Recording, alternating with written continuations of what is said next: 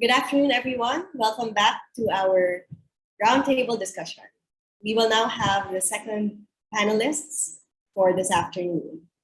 We will start with Sanata Dharma of Indonesia, followed by Instituto Sao Joao de Brito of Timor-Leste, then Sogang University of Korea, then Elizabeth University of Music from Japan, then Ateneo de Davao from the Philippines, and Ateneo de Zamboanga also from the Philippines. We will then close with Myanmar Leadership Institute in Myanmar.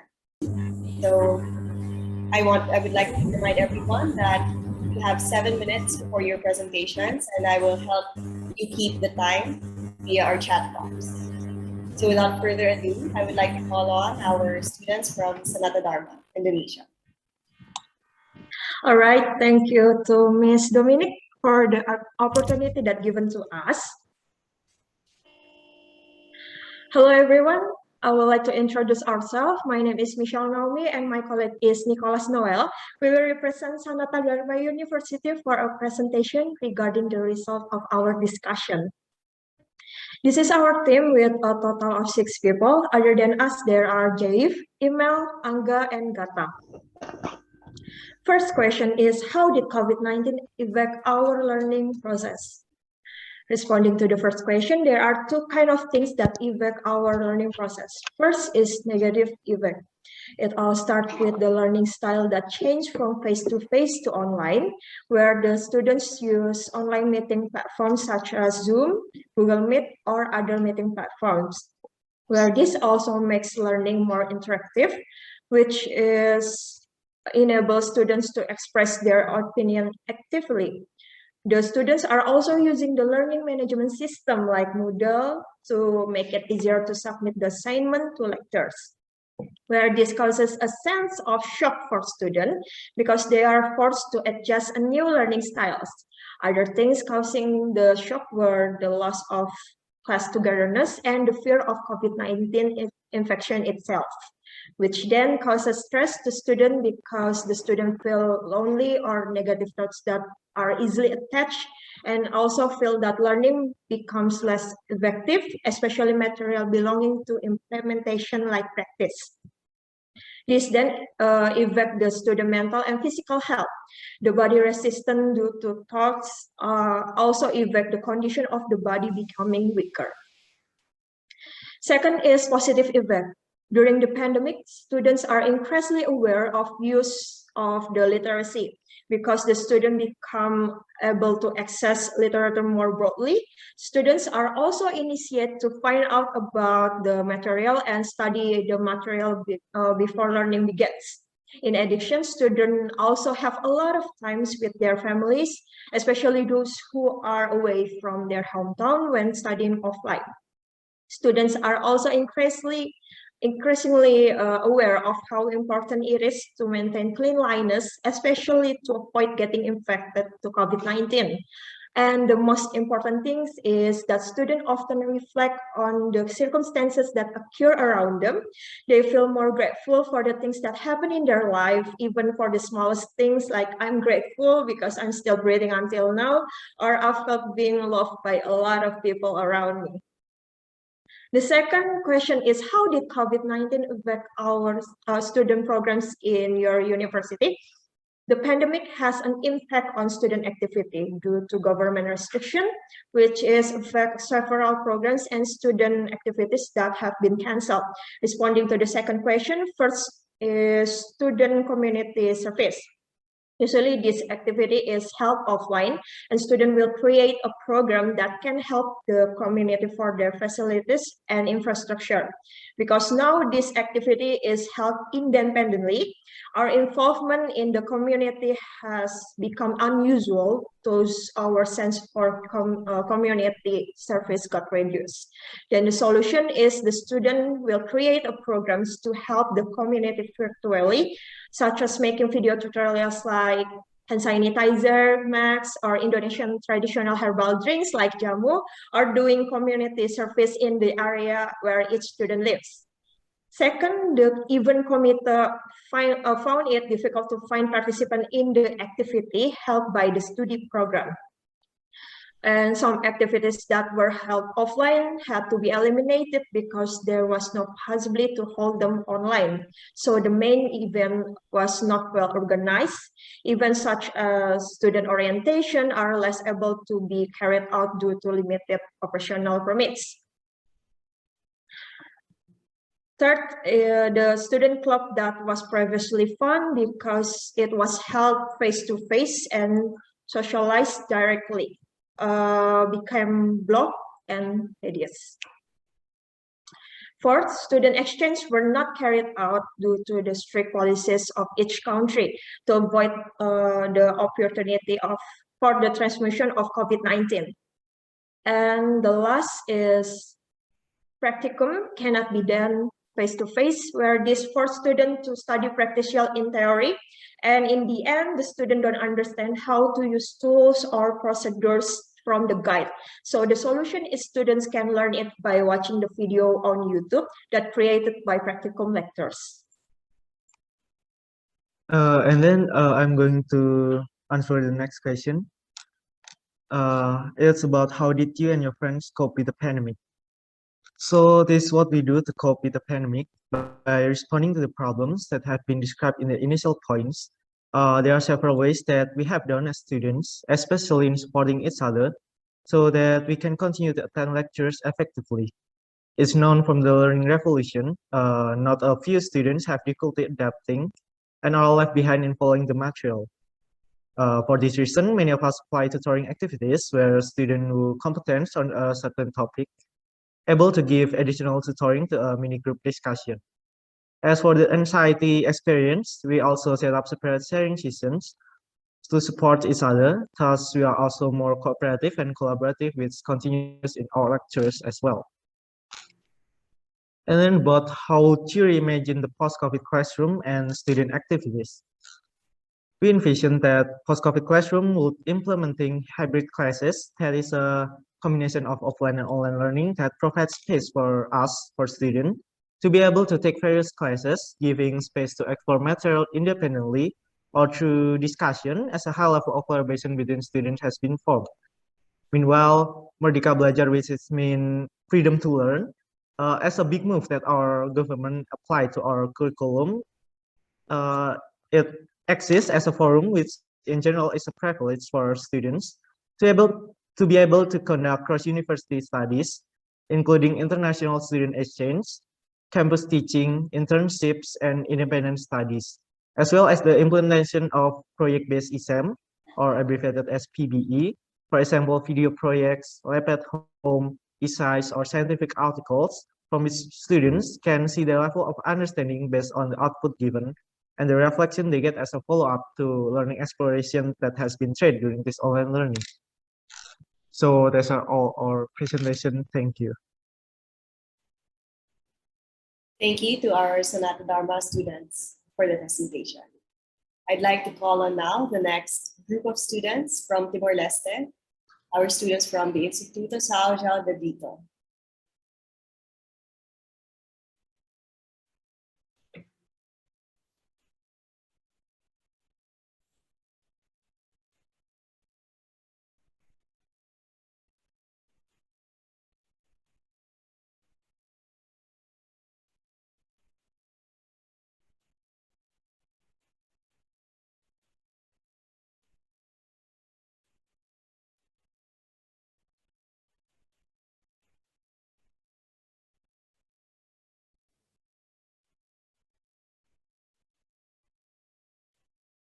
So, good afternoon, everyone.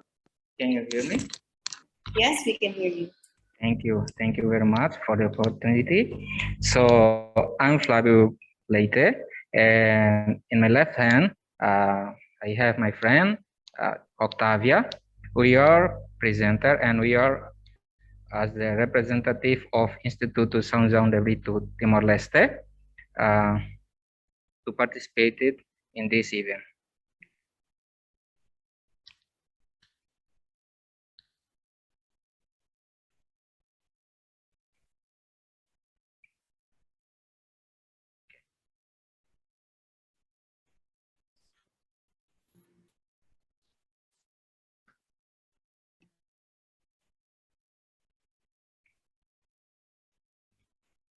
Okay, so before I go to the main point of this event, I would like to tell the story, or I would like to tell the background story of East Timor. So Timor-Leste has been colonized by Portuguese in 1512 till 1974. And in 1975, we declared our independence unilaterally. And after 5 days, after 9 days, and after 9 days, the invaders Indonesian invaded East Timor in 9.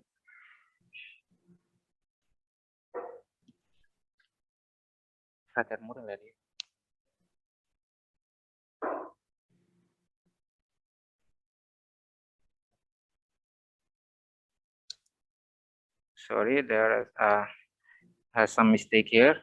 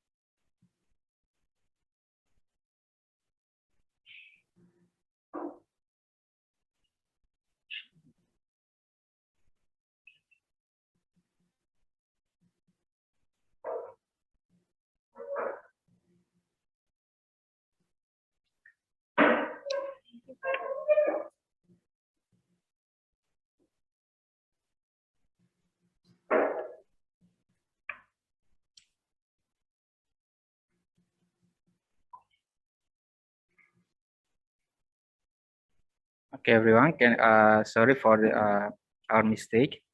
So everyone can hear us again. Yes, we can hear you again. Okay, Go thank ahead. you. Okay, can I repeat? Yes, please, go ahead. Okay, Timor-Leste has been colonized by Portuguese in 1512 till 1974, and in 1975 we declared our independence unilaterally.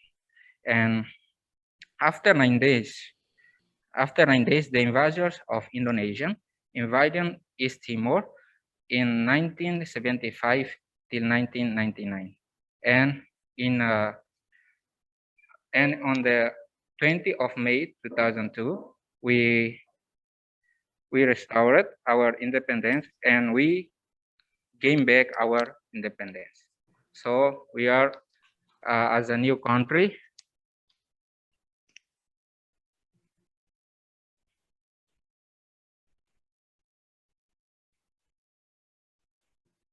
So now I'm going to talk about global situation of Corona and its effect on East Timor.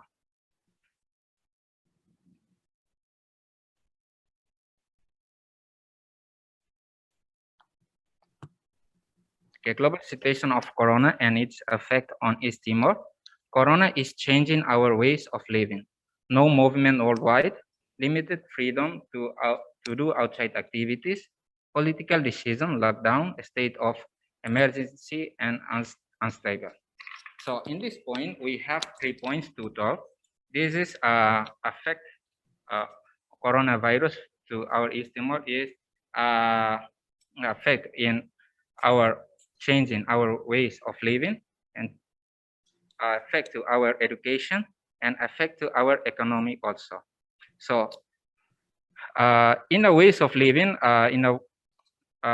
if in a ways of living, you usually when before existence of coronavirus, we usually we can sit with friends and we can go to the school and we can make some we can make sharing together with our friends in the face-to-face. But when coronavirus appears, all these activities and all these activities are stopped and changing. And to stop the transmission of coronavirus to another person, to other person, our government made some political decision like lockdown, a state of emergency and unstable. This is purpose to stop the transmission of coronavirus from one person to another person. And this also affect to our education in terms of teaching and learning process. And our education system of East Timor is not ready yet for virtual or distance teaching and learning curriculum. So in this case, coronavirus is affect to our education, and it is changing our teaching and learning process. And our education also in our curriculum of education is designed for presential class or face-to-face class, not to online class. So when we have online class, it is like a new environment and new situation for us. So it is difficult for us to adapt it as well.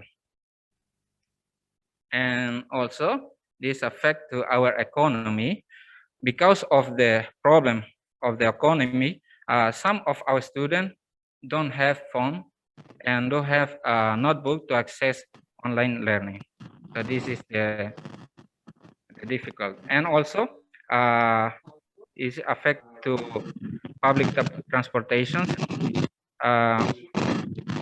for coronavirus exists.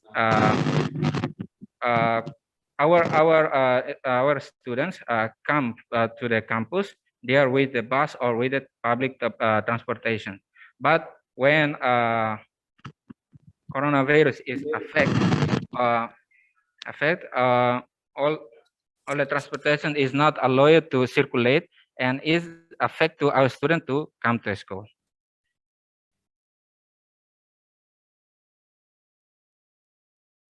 So now I'm going to main point of this event. How does COVID-19 affect our process of learning?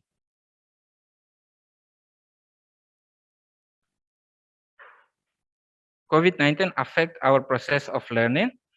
Is affect to, for us, we cannot study well throughout online learning, online classes, and we have limited facility.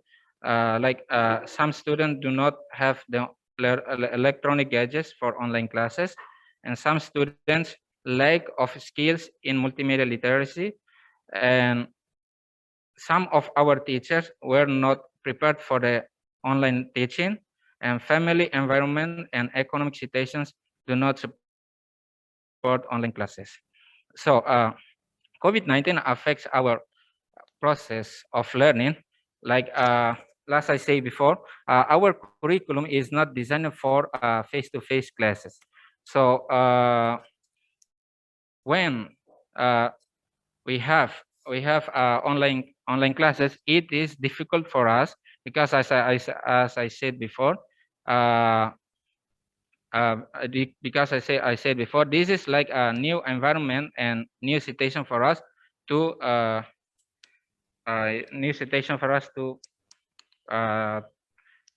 participate, to access it. And also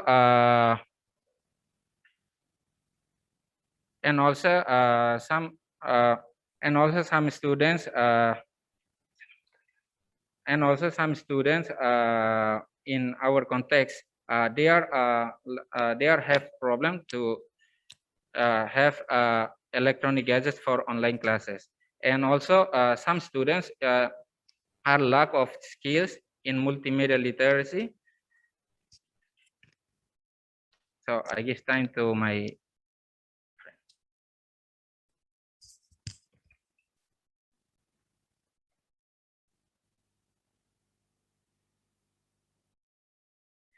So I am Octavia and I will present to you about the next question. How does COVID-19 affect our activities, projects, programs of students in our institute? So there are points here we have prepared based on what we have discussed some 2 or 3 months ago with the Jesuit father, priest. So here are the result of what we have discussed. So in the context of IAZB, what affects us most is that we don't have face-to-face classes because of the situation of Corona and because of the political decision, as my friend have mentioned earlier. And here, another thing is our extracurricular activities are pending. So usually when we have face-to-face classes, what we most do is extra activities, like every Friday we have clubs and other classes extra, and we have mass and some sharing, formation, all those extra activities during the time of Corona, those are pending. So we lose those things for our holistic formation. And the next thing is lose of self of belonging to real community of learning. Here in IAZB, we have almost 300 plus students. And because of the situation of Corona, most of the students get involved actively in the online learning process, while others, 50% of the students do not participate. The reason of this is that, as my friend had mentioned, the economic situation of the family do not support the learning process. So what my friends or our friends do in that situation is that we join with other friends, those who have the gadgets, in order to participate. As you see there, 85% of the students actively participate, while other 15% of the students do not participate, as I have mentioned the reasons. And the next question is, how do you and your friends face the problem of this pandemic? So we do online classes continuously. During the decision of the government decided that we have lockdown or totally. So we have online classes, although it has been difficult to grasp the whole content. As you know, our context, most of the students come from simple families and no gadgets. So to join, and then the internet connections, all those things, to grasp the whole content is difficult, but we continue to go on. That's the important thing. And then take the most of it by giving more time to families. The benefit of this is that we have more time with families and have more time with those we love. And the next point is read lots of books and watch tutorial videos on YouTube. So that's what we do while facing the problem of this pandemic. So in order to enhance or develop ourselves in this time of pandemic, because we need to go on living even amid this pandemic. So we read lots of books and watch tutorial videos on YouTube in order to help ourselves. Because at the first point we mentioned that we could not grasp the whole content. So what we do is self-study and independent study. And then writing letters, phone calls, as others have mentioned, in order to keep in touch with others. And we help each other by online calling studies. And then regular physical exercises in order to keep healthy, to face or to fight against coronavirus, and then sleep more than usual. The last one is, how do we reimagine our class activities in the post-COVID 19. So one point is switch the face-to-face curriculum to distance learning curriculum. We have mentioned our curriculum is for face-to-face, but we hope we can change that to distance learning curriculum because of the situation. And the last one is introduce new method of teaching like blended learning, gamification, roundtable discussion, and so on. So far, these are the result of our discussion before, and this is what we present to you. Thank you so much, and I hope it gets you some inspiration. Thanks. Thank you very much to our students from Instituto Salja de Dito of Timor-Leste.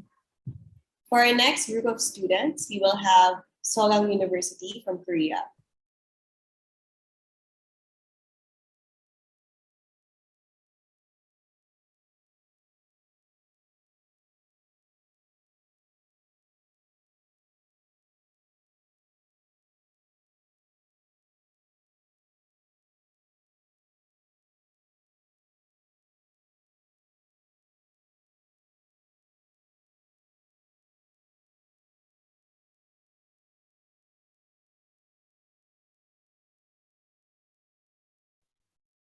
I believe we need some help giving the spotlight to Noo of Sogang University.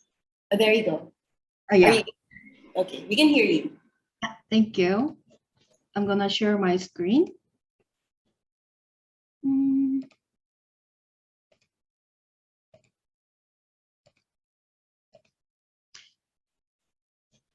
Okay, so everyone can see my screen now. Yes, we can see your screen. Okay, so let's start. So hello everyone, my name is Yuna, and I'm a digital media graduate student at Sogang University, South Korea. Today, I'd like to share how the COVID-19 affect our living and learning experience and suggest you some meaningful extracurricular activities for the better future.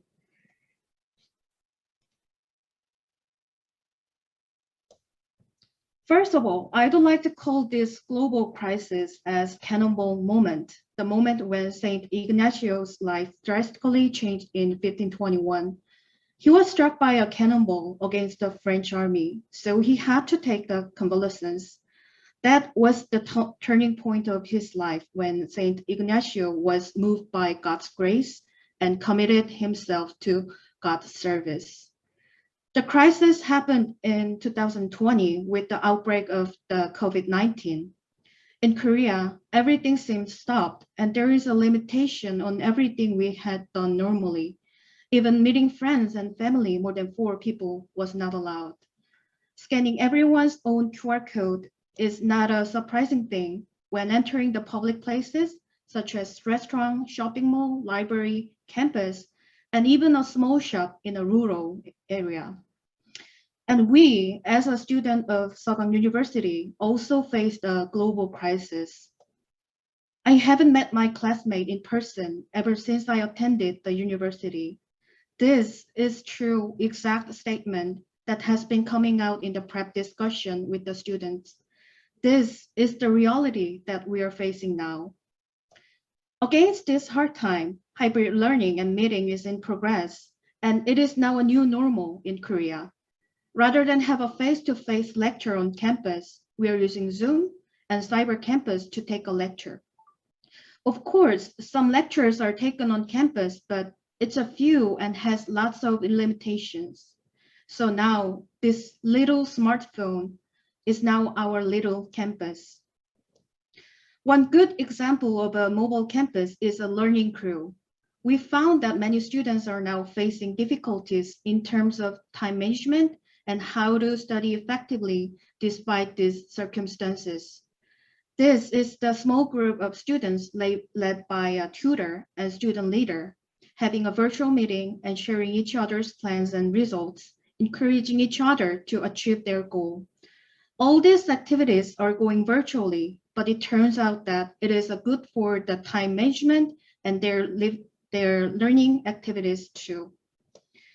So in this period of transition, I'd like to introduce some of the good examples from our students how to deal with all these limitations and care for the many. First, it is called ecological conversion. We all know that conversion is the core concept of Saint Ignatius' spiritual journey. We, as a follower of God, based on the Ignatian spirituality, started to focus on the ecology. This initiative is called Xavier Immersion. This summer, we went on a pilgrimage to Jeju Island, the southern end of Korea. Jeju has the most beautiful scenery and ecosystem in Korea. However, it has been struggled from development, the destroying movement to the ecosystem. Students not only just follow the journey of the sacrificed saints, but also follow the movement of protecting our beloved island. Students also participated in the mass on the street, walked along the Jeju Island with the message while helping the local communities too. We easily forget about the place where we are living. This pandemic gives us the chance to look at the Mother Nature. That's why we call ecological conversion. Now let's take a look at the video of our pilgrimage journey to Jeju Island.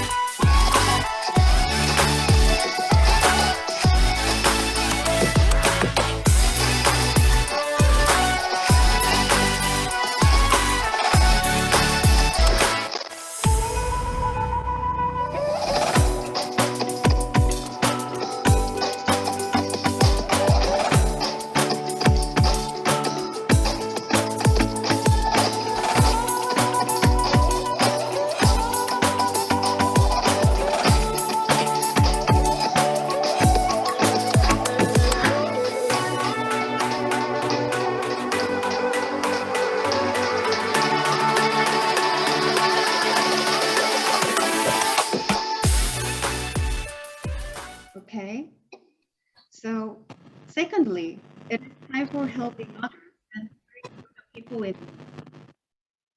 in this pandemic era. Our student apostle group, Ignacio, kicked off a new initiative this year towards the new community.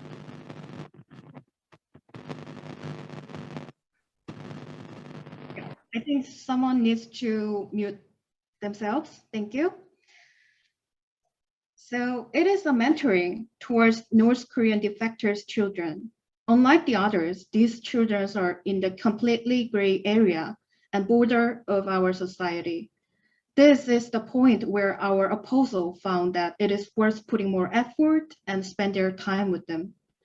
Ignacio apostles are not just helping others, but lead the others to acknowledge their value of a being in our Lord God. Lastly, we'd like to take this cannonball moment as an opportunity for the new future.